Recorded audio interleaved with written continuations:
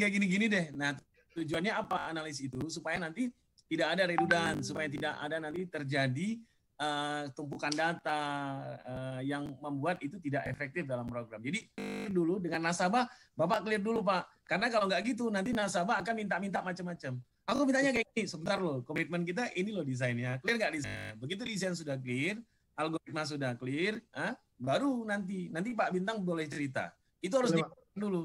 Nah, kalau Pak Masar itu biasanya langsung bikinkan, Pak bikinkan aku web apa? Web wisata. Bapak usah bikin desain udah langsung tahu, oh web wisata berarti nanti ada mobilnya kategori wisata. Udah langsung di sini langsung bikin sendiri.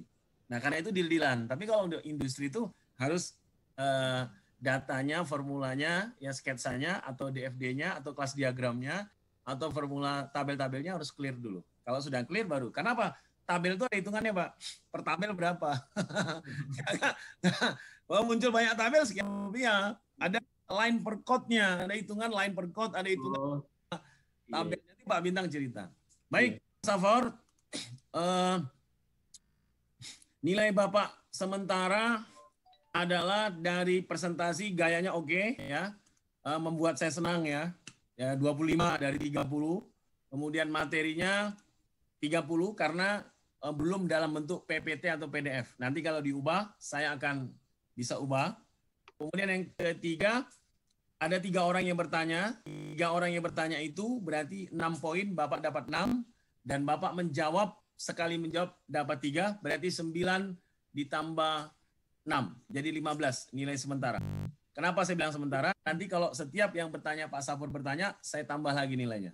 Nah, jadi kalau nanti di sini misalnya, di Pak Bintang, Pak Safor bertanya, di sini tambah 2. Terus lagi. Oke? Begitu. Terima kasih, tepuk tangan buat Pak. Terima kasih Pak Erik. Oke. Selanjutnya, kemarin siapa yang nomor 2 ya? Saya Pak. Oke, silakan Pak Masar. Yuk, Pak Masar. Selamat siang teman-teman. Assalamualaikum warahmatullahi wabarakatuh. Waalaikumsalam warahmatullahi wabarakatuh. Di presentasi kali ini saya ingin menunjukkan tentang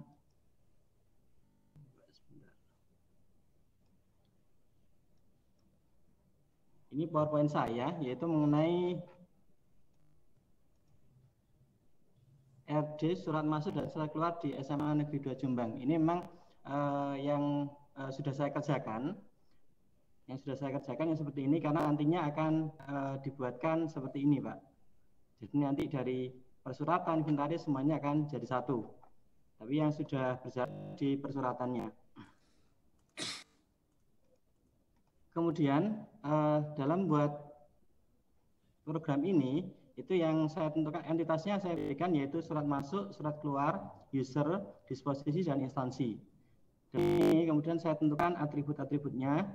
Atribut yang pertama adalah untuk surat masuk ada ID surat, kemudian nomor agenda, sampai dengan ID user. Kemudian atribut surat keluarnya juga ada beberapa. Kemudian yang nomor 6 itu adalah atribut usernya, ada ID user, username, password, dan nama user. Kemudian nomor 7 ini untuk atribut disposisi, itu ada ID disposisi, tujuannya kemana, sifatnya bagaimana, batas waktunya sampai kapan diselesaikan, catatannya apa. Kemudian ini ID surat dan ID usernya yang menginput, dan juga ID surat diambilkan dari ID surat masuknya. Berikutnya adalah atribut instansi. Instansi ini adalah instansinya SMA Negeri 2 Jombang yang memakai atau yang menggunakan aplikasi tersebut, yaitu ID instansinya berapa, nama, alamat, kepala sekolah karena hubungannya dengan disposisi, NIP, email, sama ID user ini. Jadi setiap tabel itu ada ID usernya. Tujuannya adalah ketika nanti kita ingin mengetahui yang input siapa, kemudian di sini diinput oleh siapa. Kemudian untuk penentuan relasinya dan kardinalitasnya yaitu user menginput ini, kemudian user menerima surat masuk, mencetak surat masuk, kemudian user menginput disposisi, mencetak, kemudian menginput surat keluar, Sehingga kalau tabelnya, ini tadi yang saya bilang karena selama ini saya single factor, jadi membuat program juga menganalisa tabelnya.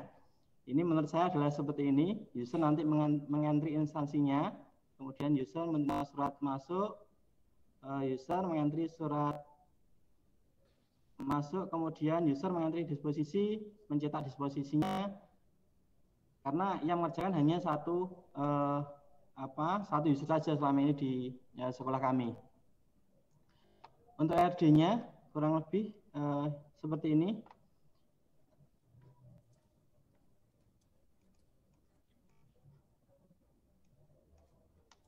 Jadi user pesuratan semuanya bertumbuh di sini, kemudian dia menginput institusinya dulu.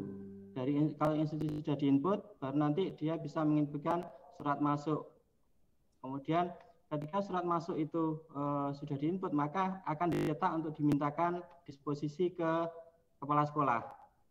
Namun yang menginputkan disposisi nanti adalah tetap lagi user pesuratan ini, yaitu tujuannya kemana, sifatnya apa, dan seterusnya. Dan kemudian disposisi akan dicetak, diberikan manual sesuai dengan disposisi yang diberikan oleh kepala sekolah. Kemudian untuk surat keluarnya, di sini hanya menginput ID surat, nomor agenda, tujuan, nomor surat, isi surat, kode surat, tanggal surat, sampai dengan ID usernya. Itu Bapak Ibu untuk yang pengalaman atau yang saya kerjakan di sekolah selama ini. Ya tadi karena memang ketika membuat program biasanya saya menanyakan input outputnya nanti bagaimana yang diminta. Dari output itu berarti saya menentukan nanti tabel ini yang akan digunakan. Nah, dari situ kemudian saya buat programnya. Seperti itu Bapak Ibu, mungkin ada pertanyaan atau tanggapan. Pak Pur, nanya Pak, biar nilainya tambah 2 lagi. Silakan Pak Erik. Silakan. Mas Pasar, makasih. Kalau menurut saya agak mengkritik di sisi surat, Mas Pasar. Surat masuk. Kenapa nomor agenda itu tidak menjadi salah satu primary? Karena setahu saya sih, nomor agenda surat itu kan unik juga. Misalkan bidang kesiswaan, dia kan punyai agenda juga. Surat masuk banyak ya jenisnya ya. Bisa surat masuk biasa, mungkin surat masuk rahasia, gitu. Surat masuk dari email, atau mungkin surat masuk dari instansi itu sendiri. Surat masuk dalam instansi kan ada itu. Nah, saya dari IRD jenengan tadi, alangkah baiknya nomor agenda itu dijadikan salah satu key juga, biar tidak ada agenda yang double. Karena setahu saya nomor agenda itu juga menjadi satu kunci ya.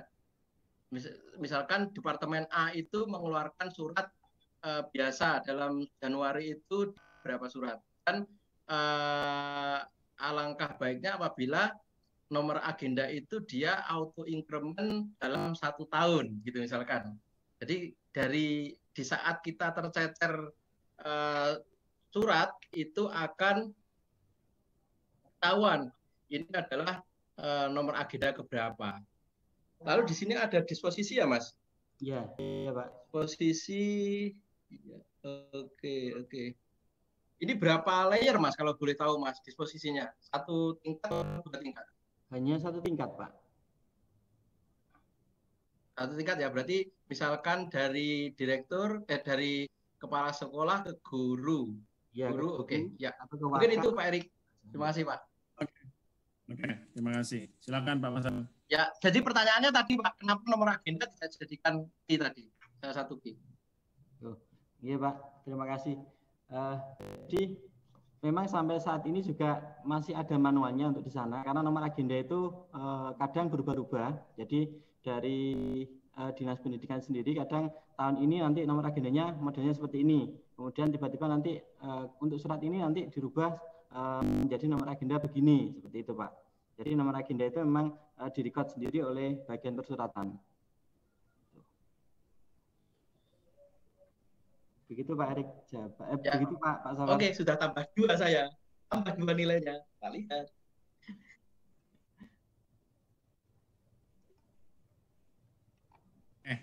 Terima kasih. Yang lain silakan mau bertanya ke Pak Masar. Silakan Pak Agung.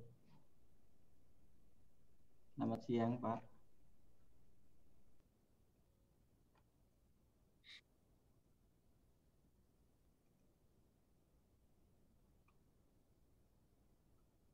Hmm.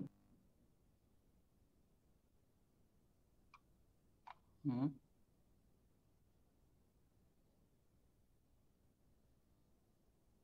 Ya.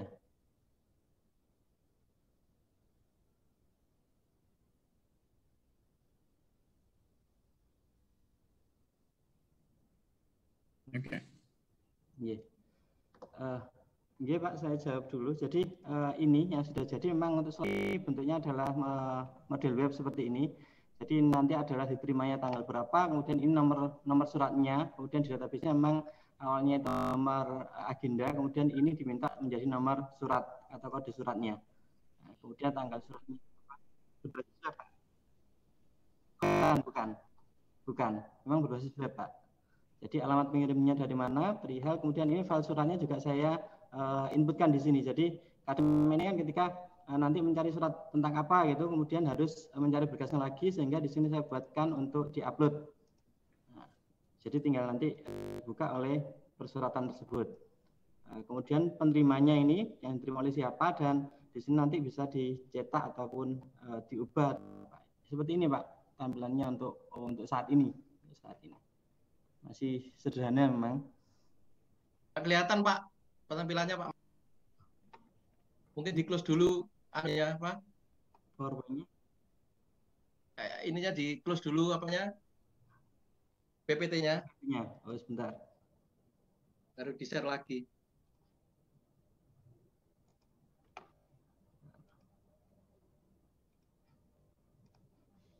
Saya ini Pak, sudah kelihatan? Ya, siap. Nah, ini ya.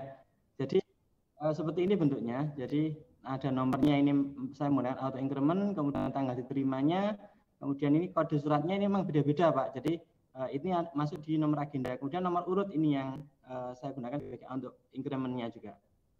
Itu. Harusnya nomor urut itu bisa jadi nomor agenda. Karena di itu Pak, permintaan dari sekolah memang siap. Ini dari kode surat ini. Jadi kode surat 421 ini untuk apa, kemudian 896 itu beda lagi, seperti itu Pak. Ya. Kemudian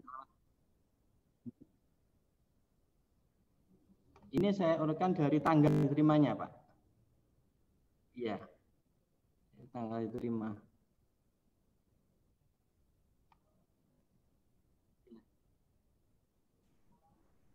Ini karena nantinya akan ke sini memang yang sudah saya gunakan untuk yang baru. Nantinya tabelnya juga akan saya ubah Pak. Jadi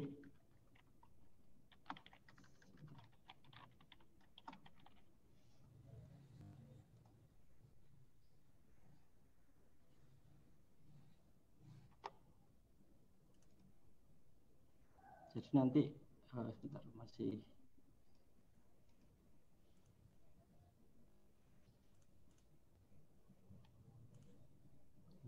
tambahi Mas, apa? Tanda terima, itu bagus juga itu. Ada tadi Pak. Tanda terima. Sudah ada Ya. tadi. Ada ya? Oke, terima kasih itunya nanti. Cuma kan memang tabelnya tadi adalah belum itu Pak, belum responsif. Kemudian ternyata tahun ini akan saya coba menggunakan yang responsif. Jadi nanti tabel yang tadinya adalah tabelnya masih tabelnya masih begini, masih memang ada kesulitannya untuk mencari, tapi nantinya ke depannya saya buatkannya seperti ini Pak. Jadi ini sudah bisa responsif nantinya. Sehingga ketika ada, ini hanya sebagai contoh saja, memang belum jalan juga. Ketika nanti ada yang dicari siapa, tinggal ketik di sini aja namanya atau nomor induknya dan seterusnya, kalau ini untuk yang pembayaran. Oke, Pak Agung, itu tadi penjelasan dari saya mengenai ininya memang berbasisnya berbasis web. Kemudian kalau ininya tampilannya seperti ini untuk, tapi memang tidak saya ini kan dari entitasnya yang tadi, kemudian bisa tampil seperti ini.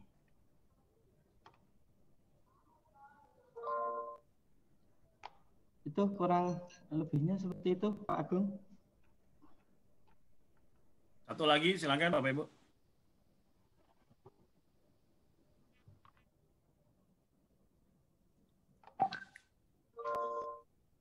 Silakan satu orang lagi boleh. Saya Pak.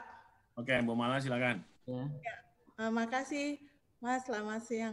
Yang saya mau tanyakan, biasanya kan surat masuk itu dari yang tiket, kemudian langsung ke TU-nya. Nah, dari TU-nya itu langsung menuju ke macam kesiswaan, ke waka kesiswaan. Kalau memang itu kesiswaan. Karena biasanya yang kami dapat, yang saya temukan itu, biasanya surat masuk kalau untuk lomba. Nah, apakah surat itu masuk ke file sebelah mana? Terima kasih. Baik, saya tanggapi. Jadi kalau di sekolah kami adalah surat masuk itu memang masuk ke bagian resepsionis dulu. Dari resepsionis dibawa ke TU adalah untuk bagian persuratan ini yang menginput surat ini. Dari sini nanti akan dicetak. Suratnya itu akan dicetak. Contohnya saya contohkan ini dari beasiswa, kemudian akan dicetak. Munculnya seperti ini, lembar disposisi ini. Ini nanti diberikan ke kepala sekolah. Dari kepala sekolah akan didisposikan kemana? Diteruskan kepada siapa? Nanti diinput lagi oleh bagian persuratan untuk disampaikan ke yang dituju oleh disposisi tersebut. Seperti itu, Ibu. Jadi tidak langsung ke kesiswaan. Jadi semuanya harus melewati persuratan dulu, kemudian ke kepala sekolah. Nanti kepala sekolah itu akan memberikan disposisi kemana. Oh, iya. Sama barang di kami tidak begitu, langsung kalau langsung macam kesiswaan, langsung ke siswanya ambil, nanti baru itu siswanya kelapor ke kepala sekolah, baru di ACC suratnya turun. Oh. Jadi, mohon maaf kalau bertanya. Iya. Pak Masar, ini sudah berapa lama e-office-nya ini, Pak? Ini sudah ada 3.200 sejak 2015, Pak. Ini memang beli atau memang dapat dari dinas masuk, atau Pak Masar custom sendiri? Custom sendiri ini, Pak. Luar biasa. Custom. Sip. Itu Pak, terima kasih untuk presentasi dari saya. Sudah 3 penanya dan sudah saya sampaikan semuanya. Kurang lebihnya mohon maaf. Assalamualaikum warahmatullahi wabarakatuh. Waalaikumsalam warahmatullahi wabarakatuh. Tepuk tangan dulu dong, Mbak. Terima kasih, Pak Masar ya. Ya, Pak. Oke. Setelah Pak Masar, siapa ya Bapak Ibu? Oh, kita foto dulu Bapak Ibu. Saya harus mensubmit presensi. Wajahnya ditampilkan dulu. Oke. Ready? Oh, 1, 2, 3. Terima kasih. Yang adalah yes. Oke. Oh, Mr. Agung. Nah, time's yours.